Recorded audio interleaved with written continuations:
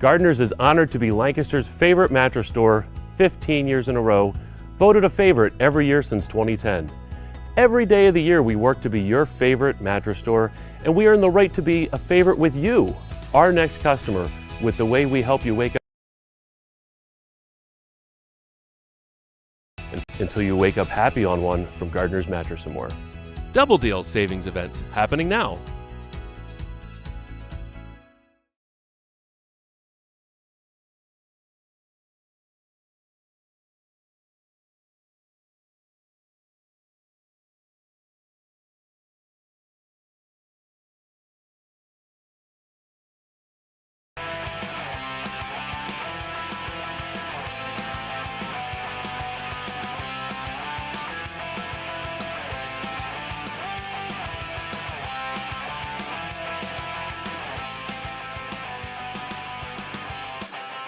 Good evening, everyone, and welcome back to the Joe Mays. No, sorry, check that. Wrong sport, wrong seat, right sport. We talk about that all the time. I was going to say, yeah. We actually haven't done that show in a long time, Justin. So let me rewind a bit and say welcome back to. I feel like it might have been a Freudian slip today. The Bulldog Hour. Yeah, well, I was just sitting around watching NFL action. Also, didn't go my way at all today, Justin. Honestly, not a banner sports weekend for me in any way. And I mean, look, Penn State won yesterday, but they look terrible. Like they're playing Florida International, man. Yeah, I'm kidding. I'm sure we're gonna get well into the weeds of stats aren't always telling the full story. Oh. I think that's going to happen fairly often on this show, but it wasn't a great start to the weekend with the loss Friday night, first of the season for the Bulldogs. We're gonna dive into that throughout the program here, but let me pull you on screen and welcome my co-host Justin Rapoff here as always for the Bulldog Hour, episode 11-9, our 9th show of the season, Justin, already. Only on to the third game, but not 9 shows already. And we're going to recap the loss to Nazareth area and preview our game against Reading High, which will open Lancaster 11 League Section 1 play. But I don't know. I feel like you and I are pretty much usually on the same page. You're an Eagles fan, so you got the Eagles win Thursday night to kind of start things early for you. I had to laugh. One of the football players who I was talking to, one of the Wilson football players who I was talking to on Thursday, asked me how confident I was in the Eagles on Thursday night. Oh, that's not a great question to ask Mr. I was going to say, that's a beginning of the year question, because as they get to know me, they'll know. Understand. And I explained, I'm not at all confident. But again, they got the win, so hey, I'll take it. So that was great. Well, but yeah, after that, meh. Yeah, it's just, Friday wasn't great. Saturday was okay. You're essentially on a bye for the day today.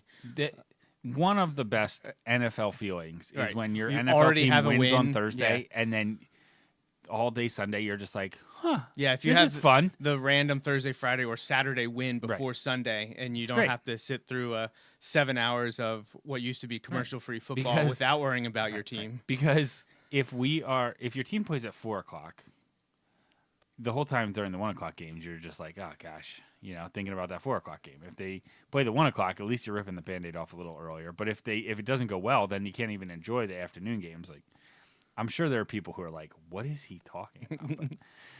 The people that know us, they know. Right. They know. All right, so thank you to the sponsors of the Bulldog Hour here for Season 11 in 2025. Mays Sandwich Shop, Gardner's Mattress & More, and S&S Mechanical are the presenting sponsors. Thank my dad, Bill Mays, and my sister, Corinne, at Mays Sandwich Shop, ordermays.com. Jeff Giannacovo and the crew at Gardner's Mattress & More down in Lancaster near Park City. Be sure to see them in-store or online at gardnersmattressandmore.com. Steve Simons and S&S Mechanical, ssfirstmechanical.com. Appreciate their support on the program this year, as well as Eric Weiser at ericweiserhomes.com, local realtor for Berkshire Hathaway Home Sale Realty. And last week's guest, Mike Drago, MikeDragoSports.com, was one of many media members at Gursky on Friday night. It was It was a a packed house. packed house. And so many other people here to support us besides the 5 that I just mentioned. Also, our good pal, Andy Herr, the Challenger family, and our 2 anonymous donors allowing us to do all the things that we do here at the Bulldog Hour. And Justin and I will be back next Sunday at this time, September 14th, 6:30 kickoff, where we will recap Wilson's game versus Reading High and preview Game 5, which at this point, a week from now, we're approaching midway of the season. It's crazy. And it is weird to think about the way the calendar falls this year. We're at the middle of September for our next show, essentially, the 14th, right? Right, yeah, right there. So we're halfway through September, but the regular season ends on October 24th. Right. So almost a week. To me it feels like a week early, right? Normally, because I normally think November, but it's just the way the calendar falls this year. It's not. It didn't change anything with it this year. It's just that the way it falls on the calendar, with Labor Day being on the Monday. Monday the 1st, yeah. So because of that, I'm just like, oh man, we're almost to the middle of September, and the season is the regular season Approaching is over, halfway point, essentially a week after the midpoint of October. Yeah. It's wild. Yep, that's just the way it is with it starting so early in August. I don't know if I have an opinion one way or the other about it. Oh, it feels a little bit. I don't like it. I feel like it needs to be pushed back a week. We should still have the 2 scrimmages, but I know that week one Labor Day is great. I know. Week 1 Labor Day, I'm not sure we're ever going to see that again because of the way the playoffs are. We won't. And I get that. All right. I completely get logistically why it is the way it is. I like the games that feel more like fall games. Yeah. Well, the October games are going to be your best bet. Right. There, right. so. Absolutely. All right. Well, before we are back on the show in a week, Justin, there is an event that I want to highlight that'll be posted this week to remind everyone, but we can kind of debut it here for those watching us live here. This comes straight from the school district, that there's going to be a dedication ceremony honoring the late Anton Fernsler, longtime teacher and middle school football coach. A week from now, next Sunday, September 14th, 11 o'clock at Wilson West Middle School Stadium. The school district is inviting the entire Wilson community to join in of the sharing of memories and the unveiling of a monument in his honor and memory, which was community funded. We posted about it a bunch. I guess that was last fall, winter. I can't even remember when the crowd sourcing event happened, but the funds were raised. The memorial is ready, and it is going to be installed and ready to be dedicated next Sunday, September 14th at Wilson West Middle School. I will have a post about this at least once, if not twice, this week leading up to it, and we hope many all around the Wilson community will be able to join us there next Sunday. All right, so there we are, Justin. Just 3 games down, so 7 to go. It doesn't feel like we're halfway there. But and I know my logic is a little bit of a stretch, but it's just how it. It's understandable. Perception becomes reality in my mind, and it's like, oh my gosh, that's crazy. But just think, a month ago they were already partially way through, or almost all the way through heat acclimatization. So right. A lot of the season has already come to pass. Now, in terms of actual games being played, only 3. But yeah. When you start to get to the point where next week, when there's 4 down and 6 left, now you're, okay. Right. I remember when we're coaching together and we talk to the middle schoolers and we say, hey, your season's almost halfway over. And they'll be like, we've only played 2 games. I'm like, yeah, but there's so much done before the games start that you get 10 or now it's 11 weeks. Once you get to a game or 2 played, you're halfway through the season. Right. So, it comes and goes quickly. And we're in a stretch of back-to-back home games, finishing up Nazareth area and then playing Reading High, both at Instashine Field at John Gursky Stadium. So, Justin, we are here to recap Game 3, which was Wilson hosting Nazareth area, the Blue Eagles, on Friday, September 5th. It was at Gursky Stadium. The 6A team from the Eastern PA Conference came down for the home-and-home series that was set up with them a year ago. Remember, Wilson went there about this time last year. Came up just short to Nazareth, 35-31. It was a back-and-forth game, a very entertaining game. It was very reminiscent of what you mentioned on Thursday night with Eagles-Cowboys, where they scored at will, it felt like, in the first half, and then the second half was mostly a defensive battle, and that's what the game was a year ago, with it finally ending 35-31 in favor of Nazareth. This was only the third ever meeting between the schools, the first one taking place back in the mid-1990s, a night where Jamie Sands ran electric all over Nazareth at Gursky Stadium. So Wilson now drops to 1-2 against Nazareth area after a 30-20 loss to the Blue Eagles Friday night, September 5th, 2025, dropping Wilson's record on the season to 2-1, and by and large finishing the non-league slate. I know Governor Mifflin Game 6 is technically non-league, but because it's a rivalry and they're in the league, just not the same section, it always feels like it's part of the league slate, even though it technically is not. But so Justin, I honestly, for the better part of the first quarter, it was a very back and forth, even keeled affair. No one really took control. I was somewhat impressed with the way things were able to go early on. It felt like Nazareth was maybe a little stronger to start, but the scoreboard was knotted. It was 0-0. I don't know. I didn't think the first quarter was all that bad from a Wilson perspective. I thought they bent a little bit, but fought back. They forced turnover on downs a couple times. Just the offense just couldn't quite get anything going. So Wilson kicked off to start. Nazareth drove down the field, but was forced to turn over the ball on downs at Wilson's 39. Punt.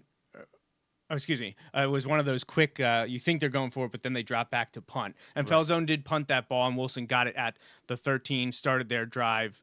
But after Mason Young was sacked on 3rd and 4, Chase Hurd punted the ball, giving the ball back to the Nazareth Blue Eagles. And they would start their second drive of the game. And we saw a lot of Marquez Wimberly, who was, honestly, I feel like the star of the game as we'll go along. Yeah. He was, I felt like, the best two-way player on the field. I know in terms of Division I caliber, you're looking at their quarterback, not to bury the lead, but Peyton Falzone is going to Auburn and obviously is the heartbeat of their offense and probably the leader of that team. But I felt like it was Wimberly that was the bigger problem on the night because of him impacting all three phases of the game.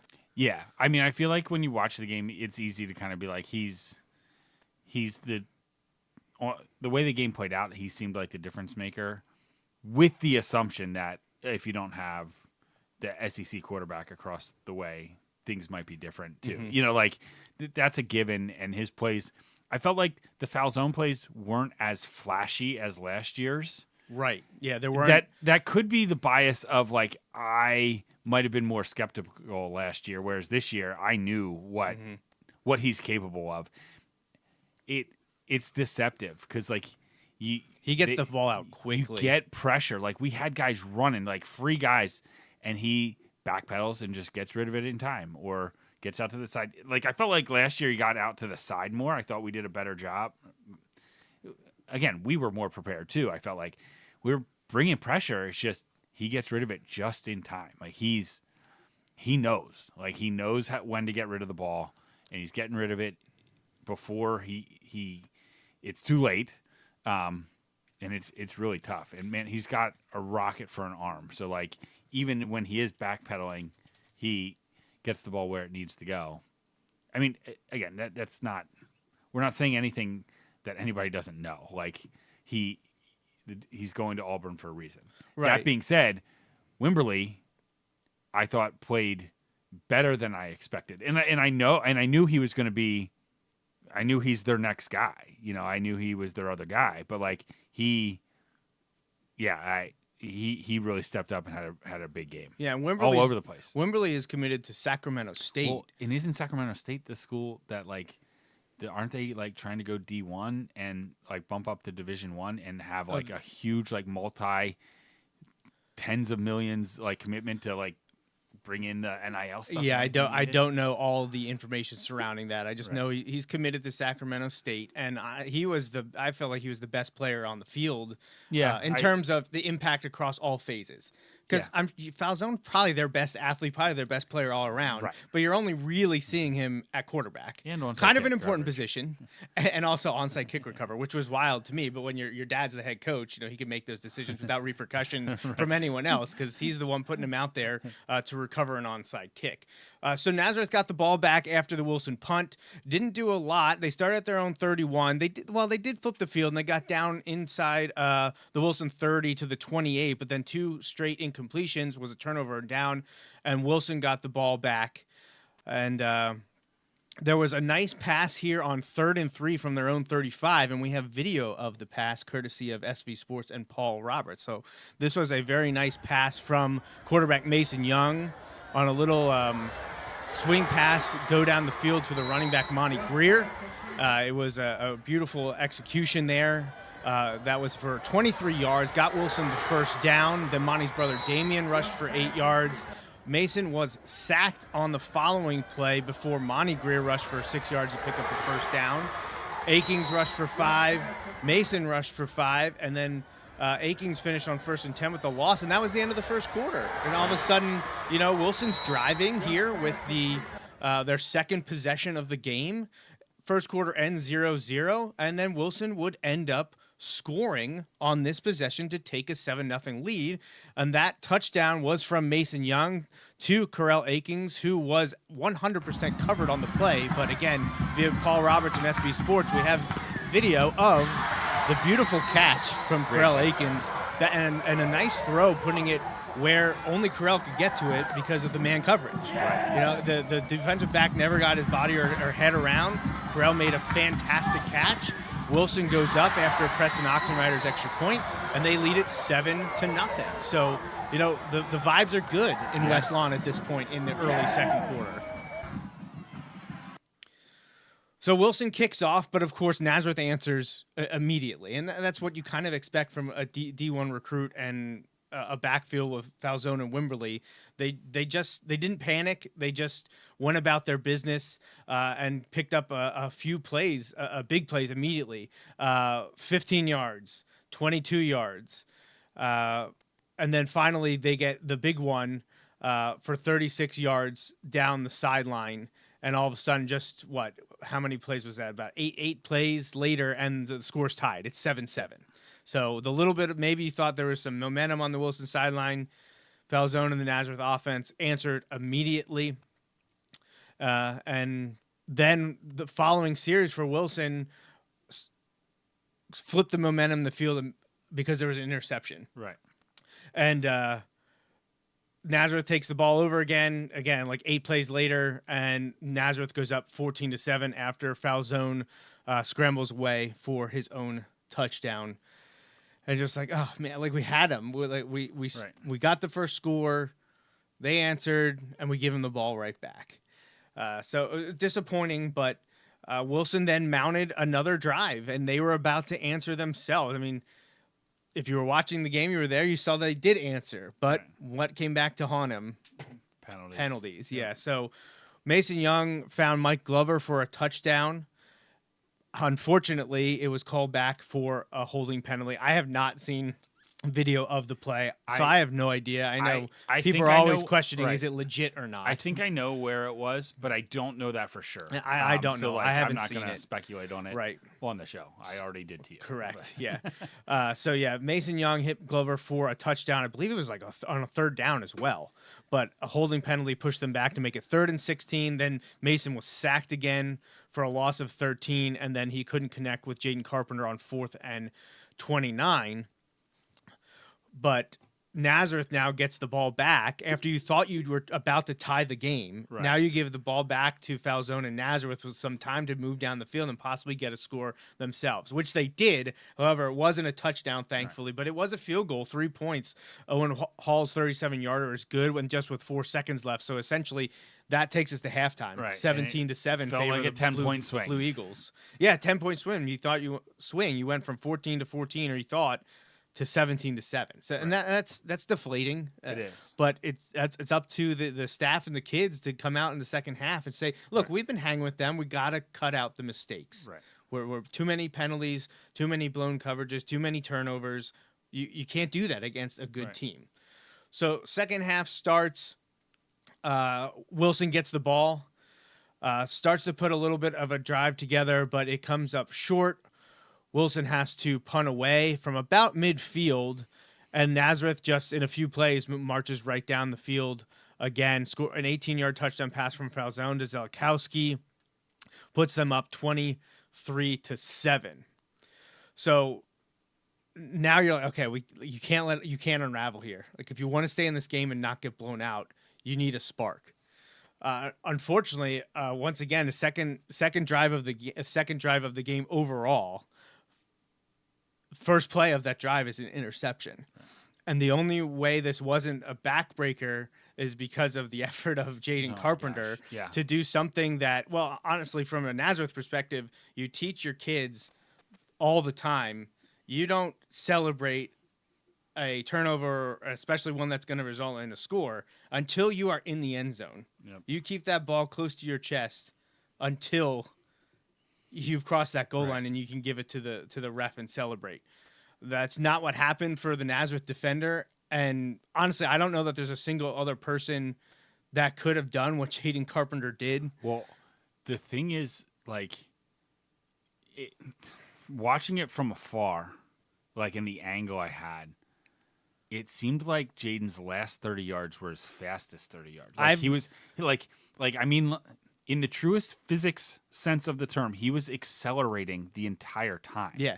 At least it appeared to be. Like, it wasn't like, oh, he reached top speed and was tracking him down. Like, no, he's going faster and faster and faster.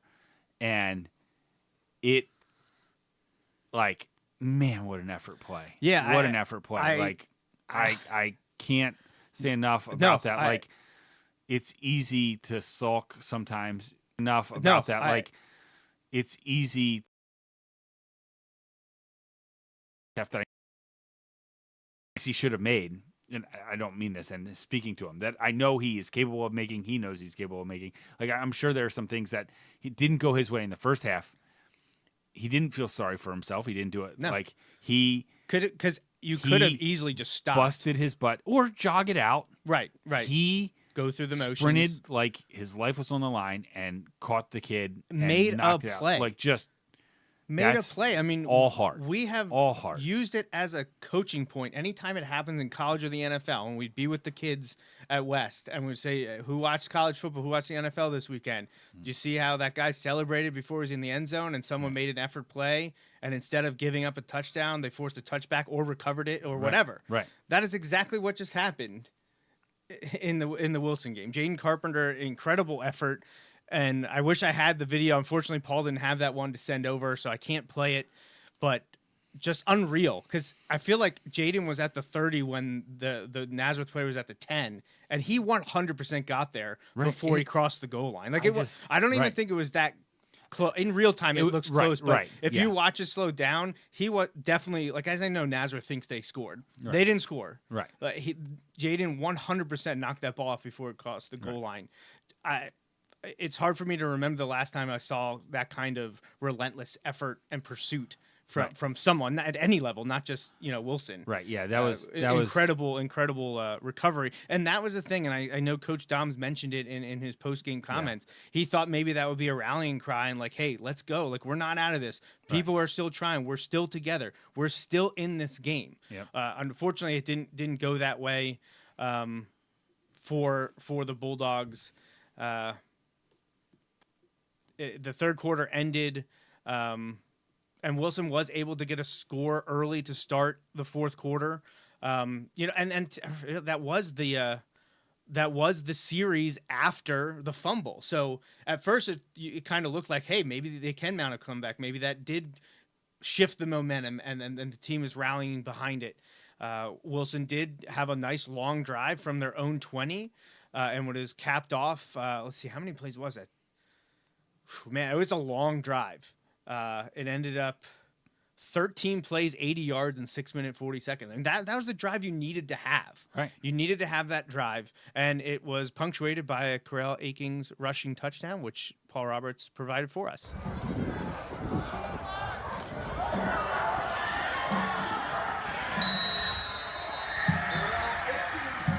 So Corral Akings takes it 11 yards for the touchdown. The team went for 2. It was an incomplete pass, so it was still down by 10. So 2 possessions, 23-13. Bulldogs still facing a deficit. Wilson did force a 3-and-out on the next series, got the ball back, but weren't able to do much themselves. They had to punt it away. Once again, Nazareth got the ball back now, and quickly this time they scored. And this is where you felt like, okay, now we're running out of time. Yeah. Now you're down 17. Yeah. It's 30-13. Yeah, the difference between 2 and 3 scores is immense at this point. Yeah, and at this point, and this was a tough play, and I obviously it's the defensive back's fault. He didn't stick with his man. He came up to help on the run. I honestly thought Falzone was running myself. Now I'm at a completely different vantage point on the sideline, but he sold it, and he sold it. He sold went it really to well. The line. Yeah, he went to the line, but I don't believe he was over. No, I don't believe he was either. He knew exactly where that line was.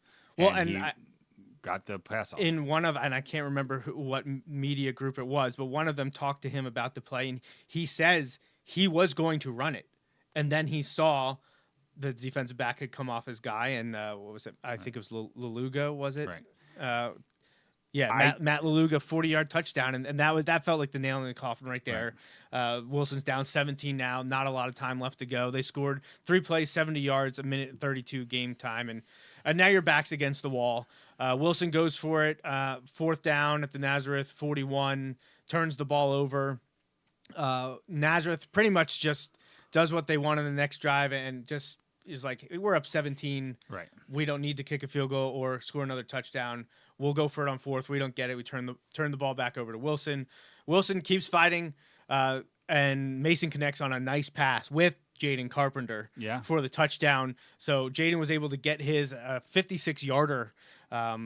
It was nice to see them opening it up there because Jaden has the speed, as he already showed in the game, to get behind some guys and make a deep play.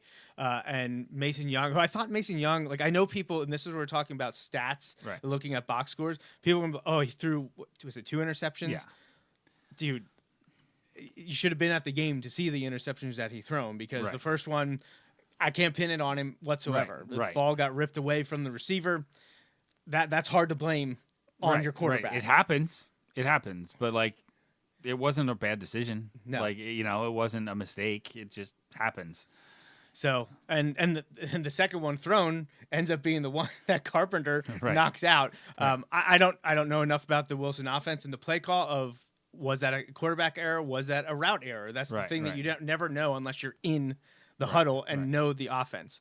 But honestly, I thought Mason played a great game. He was under duress almost the whole time. He was sacked 4 times, but he used his legs in a great way to avoid multiple other sacks. Yeah. So I haven't heard anyone say this, but I hope for certain no one is saying that the quarterback is the reason Wilson lost the game, because that couldn't be further from the truth. Right.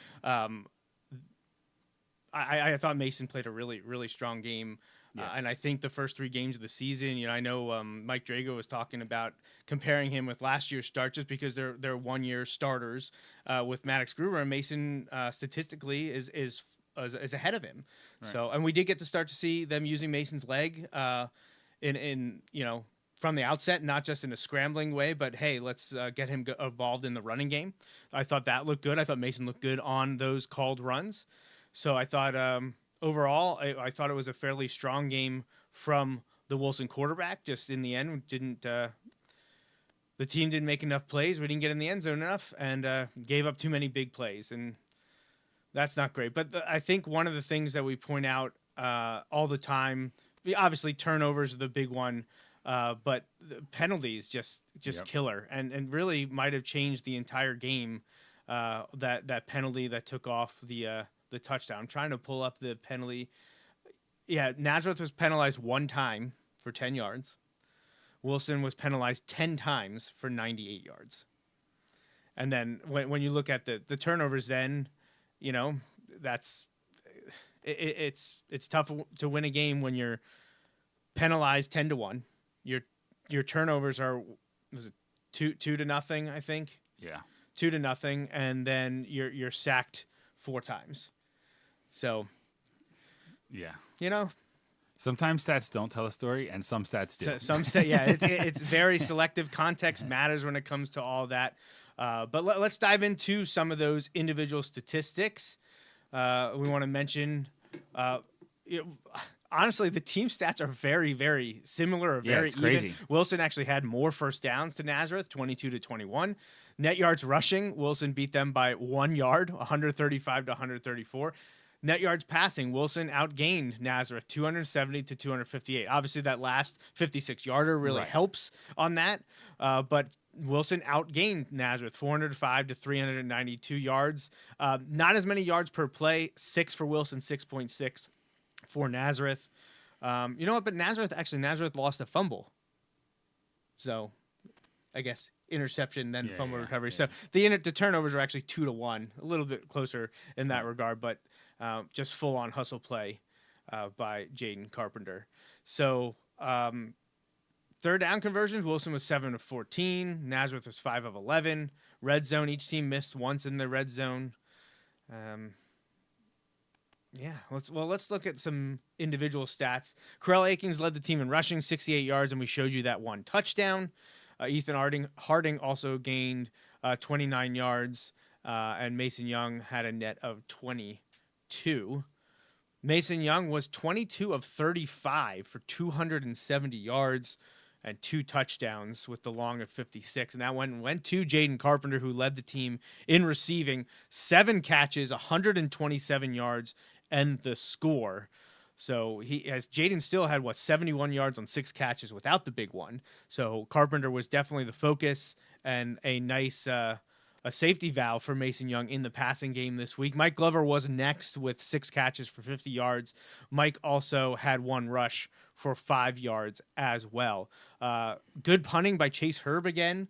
The times they called on him, he was able to get nice punts off.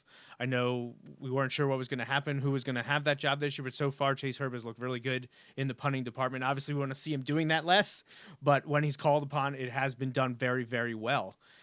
Defensively speaking, once again, E.J. Brownback led the team in tackles, 8.5, 7 solo, 3 assisted, 1.5 for loss. Cole Peterson was credited with the blocked kick. Monty Greer had a pass breakup, and Jaden Carpenter had the forced fumble on the great hustle play. Cole Peterson, Mike Glover, and Braden Farrell also credited with half a tackle for loss. Chase Herb had 6.5 tackles. Ethan Harding next at 6. We believe that during the game, middle linebacker, junior E.J. Brownback surpassed 100 career tackles, so congratulations to him for surpassing that milestone with a year and a half to go, at least. So lots more tackles in the future for the junior backer, E.J. Brownback.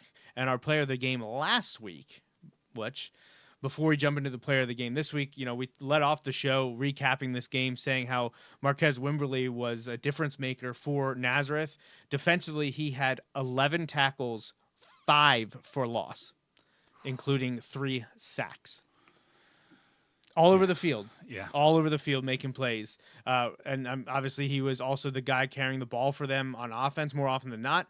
He had 15 carries for 99 yards. So just a hair shy. He was thrown for a loss, lost a yard. So he finished with 99, but he averaged 6.6 per carry and ended up leading the team not only in rushing, but defensively in tackles. But so our player of the game, we talked about a couple guys that stood out a little bit, but I feel like it comes down to the chance to flip the game and turn the momentum happened on one play in the second half when Wilson really needed it, and you don't see that kind of effort, hustle all that often, and it just serves as a way to hopefully rally the guys, and just live by the motto, never give up. And that is exactly what Jaden Carpenter did.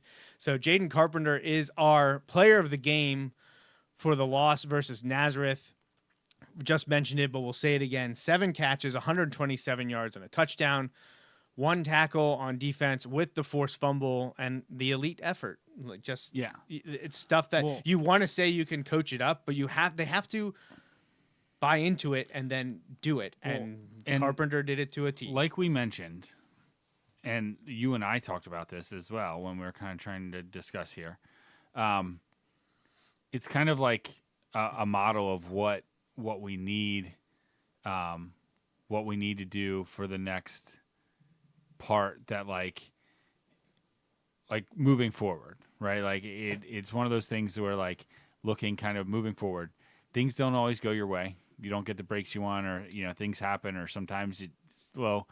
But he didn't let that affect him. He went and he just gave it all the effort he could on that individual play, right? Like none of the other stuff mattered in that play. He could have been like, oh yeah, that guy's way ahead of me. Nope, he tracked him down and he got there. And if we take that and kind of apply it to the team moving forward, all right, so week 3 did not go the way we wanted, right? Like it happens. Much like last year. Right.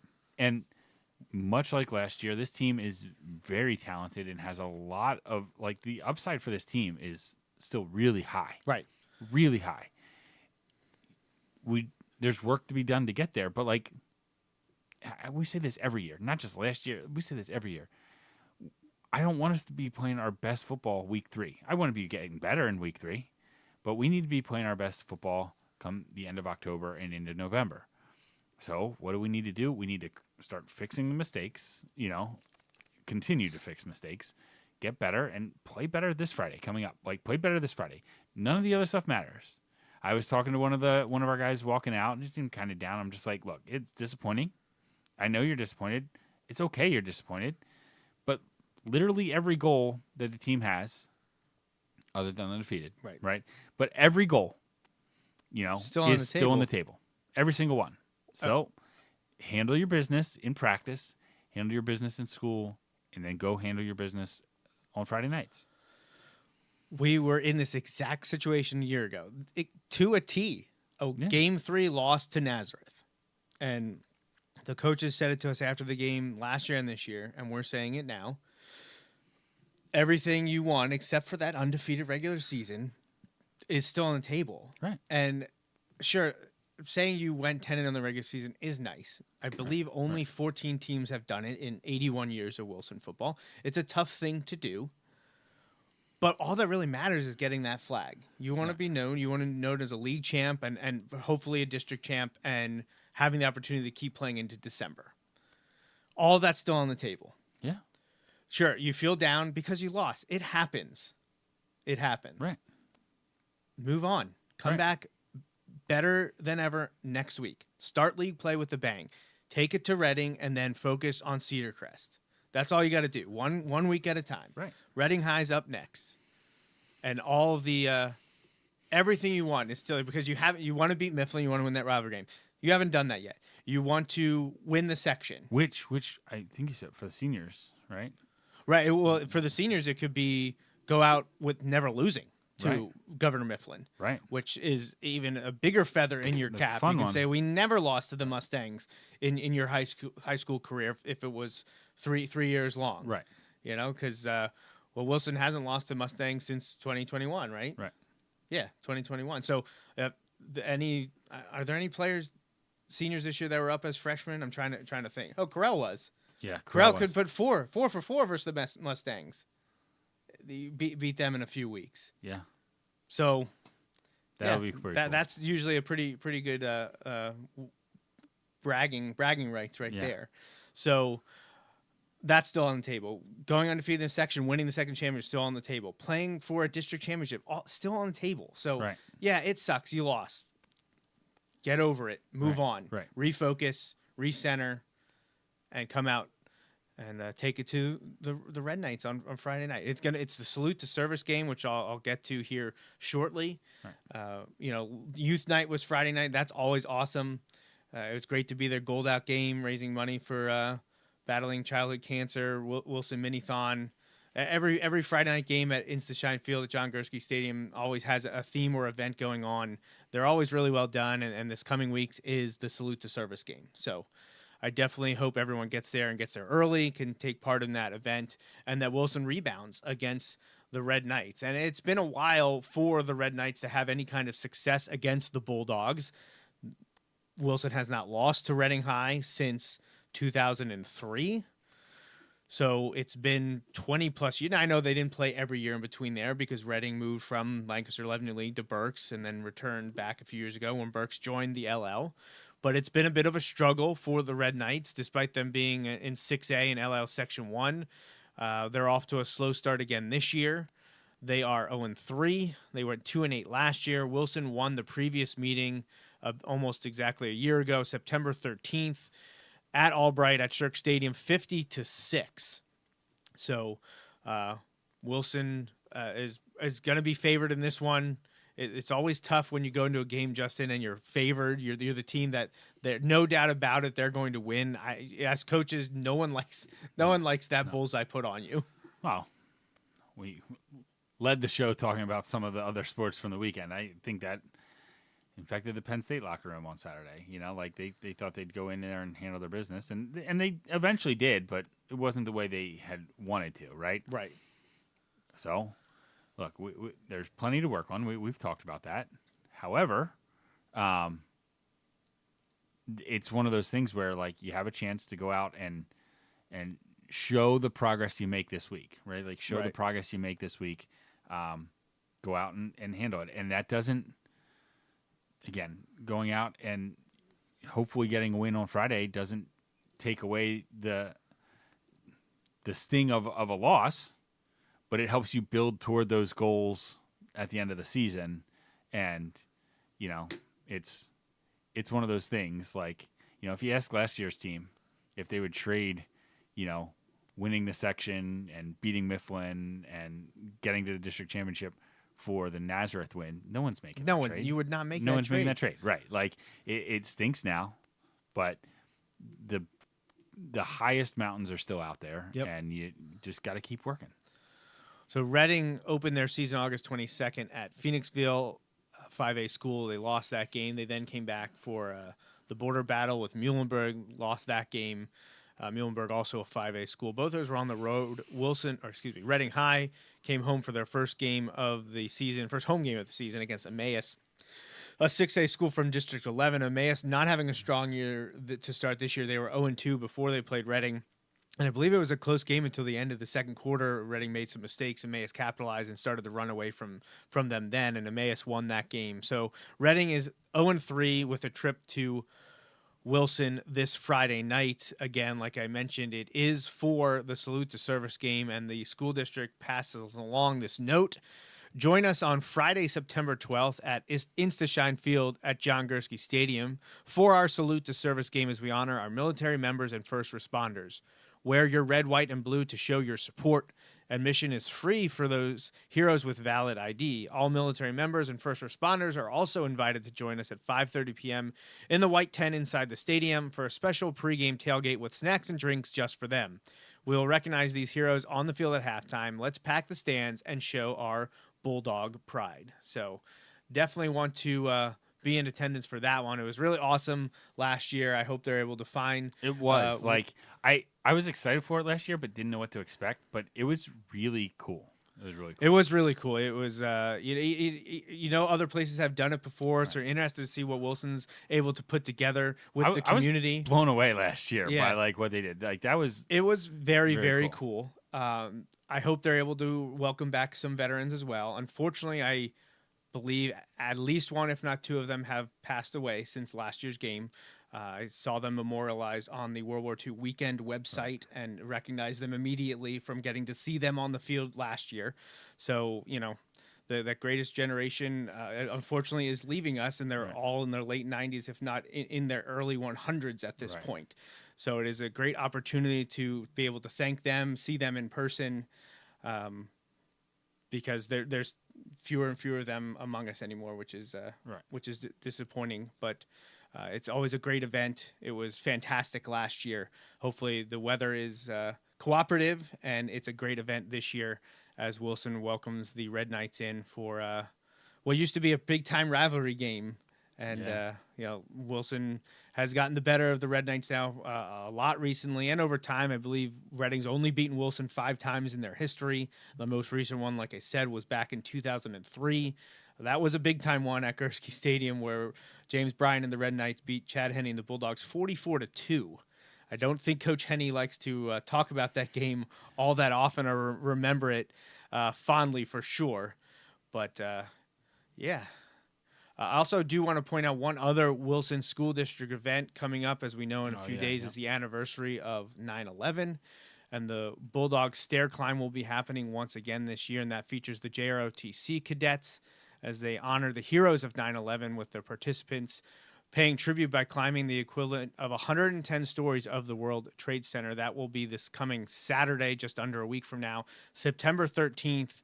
That Saturday evening at 5 o'clock. So the community is invited to come out and cheer the JROTC cadets as they embark on that tribute to the 9/11 heroes here as we're about to mark the 24th anniversary of the 9/11 attacks. It's wild. All right, Justin, what's there left to say as we close out Nazareth and look ahead to Reading? I feel like we've said the big pieces. Like, yeah, you know what? The Nazareth game didn't go the way we wanted it to. It happens. We got to move forward. There's things to correct. When we correct those, and I'm confident that we will. Like, I'm confident in the players. I'm confident in the coaches. I'm confident that they'll get back on track this week, and have a good week of practice leading into the game, and come out hungry on Friday night and handle your business. Handle your business. Don't mess around. Go out and play the way you're capable of playing, the way, everyone kind of knows, and we'll be ready for it. Right? Yeah, that's always the hope, right? That's what you want. Right. And move on, flush it and move. I saw someone comment that flush the tape and move on. Right. It's Sunday, so I know they've watched the tape already. Hopefully they've moved on. All the stuff. I wish I could have made this play or that play. Nope. Use that to help you get better this week in your preparation for Reading on Friday. Last year it's not that big of a deal. It's not the end of the world, but the back-to-back away games, the trip to Nazareth, obviously much more daunting than the trip, the 10-minute drive to Albright for the Reading game. But the back-to-back home games, that's pretty cool. And this group gets an extra home game, not quite that's awesome. Muhlenberg, who has their last 7 games are all at home. Right. Yeah, I know. How wild is that? Right. That is super. Yeah. But so take advantage of, you get the extra home game. And like we said, I hope they've moved on. I hope they realize that the bigger and best goals for the team are still out there. And I believe that they can get it done. And I think it's going to be fun watching them over the next month and a half as they work towards achieving those goals too. Absolutely. So I do have now from the stands video sent to us during the show. So I thank you to Randy. That means people are listening. That's right. That's what we want here. So we'll pull up our player of the game again, Jaden Carpenter, and we have from the stands video of the play. Let's see if I can get this to play. Look at that. I can do this, Justin. So you're going to see here the Nazareth interception, and then everyone reacts, and look, Nazareth got their guys in front. They're trying to block, and you're going to see red lightning. You can barely even see it. He's moving so fast, and then right there at the end, you can see just hawks him there. Oh my gosh. And it's right before the end line. Now, I unfortunately was having some camera problems, so I didn't even have the main one that I usually use. I did, as you can see, I had up the player of the game photo is mine from across the field, and it of course wasn't taking the rapid fire that I'm used to.